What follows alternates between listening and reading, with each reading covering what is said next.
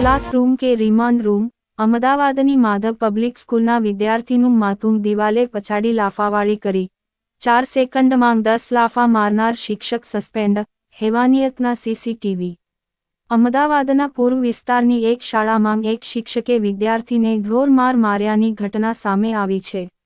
શિક્ષક વિદ્યાર્થીને તેની જગ્યા પર જઈને મારતો તેને ક્લાસની વચ્ચે લાવે છે।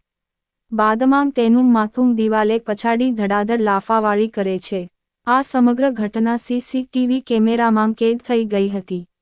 બનાવની જાણ થતાં જ ડીઈઓએ માધવ પબ્લિક સ્કૂલને નોટિસ આપીને આ વિડીયો અંગે ખુલાસો માંગ્યો છે। સ્કૂલે પણ બનાવ બાદ ગણિતના શિક્ષક અભિષેક પટેલને સસ્પેન્ડ કરી દીધો છે। શિક્ષકે એક પછી એક 10 લાફા ઝીંક્યા। શહેરના વટવા વિસ્તારમાં આવેલી માધવ પબ્લિક સ્કૂલમાં અભ્યાસ કરતા એક વિદ્યાર્થી પોતાની જગ્યા પર બેઠો હતો ત્યારે તે વિદ્યાર્થીને તેના સ્કૂલના શિક્ષક દ્વારા કોઈ કારણસર ઢોરમાર મારવામાં આવ્યો હતો। આ સમગ્ર ઘટનાના સીસીટીવી સામે આવ્યા છે, જેમાં જોઈ શકાય છે કે શિક્ષક વિદ્યાર્થીની જગ્યા પર જાય છે અને વિદ્યાર્થીને પકડીને બ્લેકબોર્ડ પાસે લાવીને દિવાલ પર માથું પછાડે છે।